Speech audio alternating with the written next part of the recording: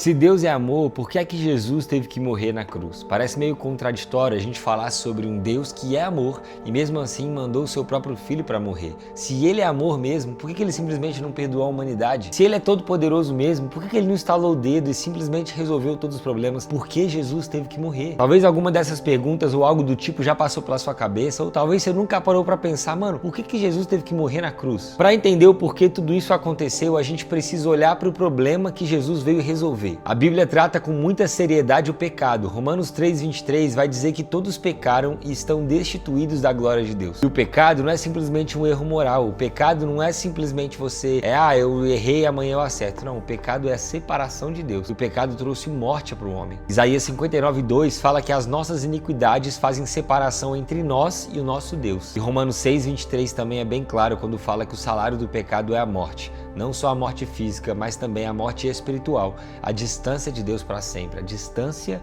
da eternidade com o Senhor. Mas aí também vem um dilema, porque Deus é amor, 1 João 4:8, mas Deus também é justo. Se Deus ignorasse o pecado, ele deixaria de ser justo. E se Deus simplesmente estalasse o dedo e punisse todo mundo, ele deixaria de ser amor. E é aí que entra a cruz. A cruz é o local onde o amor de Deus e a justiça de Deus se encontram. Na época de Jesus, ou antigamente, a ideia de um sacrifício não era tão estranha como parece nos dias de hoje. No Antigo Testamento, animais sempre eram sacrificados como substitutos, então eles eram sacrificados como uma forma de receber perdão pelos pecados. Então toda vez que o animal morria, um sacrifício era feito, aquela pessoa recebia o perdão de seus pecados através do sangue derramado daquele animal, ou através daquele sacrifício. Só que tinha um problema, o sacrifício ele servia por um tempo, e isso só apontava para uma realidade ainda mais profunda. E quando a gente olha para o Antigo Testamento, a gente facilmente enxerga a necessidade da humanidade de uma resposta, de um salvador, e não simplesmente de um remédio de dor de cabeça que assim, pecou, sacrifica, pecou, sacrifica. Não, a gente precisava de algo mais profundo, de algo verdadeiro. É por isso que em João 1:29, quando Jesus aparece, João Batista vira para ele e fala assim, olha, eis o Cordeiro de Deus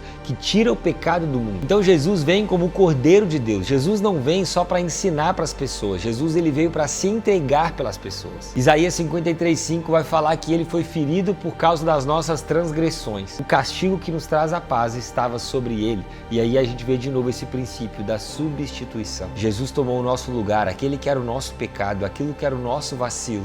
Jesus levou sobre ele na cruz. Então, como antigamente os animais eram sacrificados para pagar pelos pecados das pessoas, Jesus foi esse cordeiro sacrificado para pagar pelo meu e o seu pecado. Ele morreu no nosso lugar. Tá bom, entendi. Jesus tinha que morrer como o sacrifício perfeito, o cordeiro de Deus que tira o pecado do mundo. Entendi, mas por que ele teve que morrer na cruz? Por que não simplesmente, caiu um raio na cabeça dele? Por que a cruz? E aí que entra a sabedoria de Deus no meio da loucura dos homens. Na cultura romana, a cruz era a pior forma de execução. Era mais dolorosa, era mais humilhante e ela era reservada para as piores pessoas de todas naquela época. E Deuteronômio 21:23 ainda fala, maldito todo aquele que for pendurado no madeiro. Ou seja, morrer na cruz não era só você sofrer uma morte muito dolorosa, mas era também você ser considerado como um amaldiçoado. Imagina a dor física que Jesus sentiu ali, dos açoites, da zombaria, da coroa de espinhos, tudo que aconteceu com ele, mas a pior dor ainda assim não foi a física, foi a espiritual. Em Mateus 27:46, quando Jesus fala, Deus meu, por que me abandonaste? Naquele momento na cruz, por minha causa, por sua causa,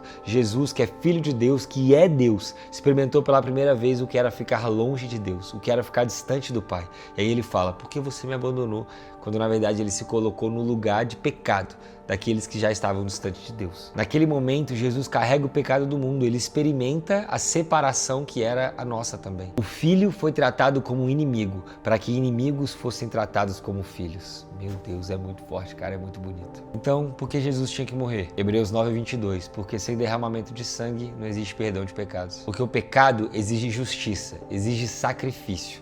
E em vez da gente ficar pagando essa conta para sempre, Deus foi lá de uma vez por todas e pagou a conta eternamente por mim e por você. A cruz é onde a justiça de Deus e o amor de Deus se encontram perfeitamente. Essa história é linda, mas ela não acaba aí. A cruz não é o final da história. 1 Coríntios 15:17 vai falar que se Cristo não tivesse ressuscitado, a nossa fé seria vã, porque ele teria morrido à toa, ele teria perdido para o pecado, ele teria perdido para a morte, se ele não tivesse ressuscitado. Mas ele ressuscitou. Então tudo isso valeu a pena, o sacrifício foi aceito, a morte foi vencida. Então hoje eu não preciso mais viver separado de Deus, eu não preciso mais viver como um pecador, eu posso viver em intimidade com Deus, eu posso viver como um filho de Deus, porque através de Jesus, através do sangue de Jesus, através do sacrifício de Jesus, eu me torno um filho de Deus, eu me torno parte da família de Deus. Eu, que antes era inimigo de Deus, hoje sou filho, porque aquele que sempre foi filho, um dia se tornou inimigo em meu lugar. Então a cruz nos revela a seriedade do pecado, mas também nos revela a profundidade do amor de Deus. Jesus não precisava morrer por mim e por você, ele escolheu se entregar em nosso lugar. Então, por que Jesus teve que morrer? Para me salvar, para te salvar, para que a gente pudesse ser filho de Deus. Pô, não desmerece esse sacrifício não, cara. Se relaciona com Deus, trate o pecado com seriedade e desfrute desse amor profundo que morreu por você. Deus abençoe você. Feliz Páscoa. Até o próximo vídeo. É nóis.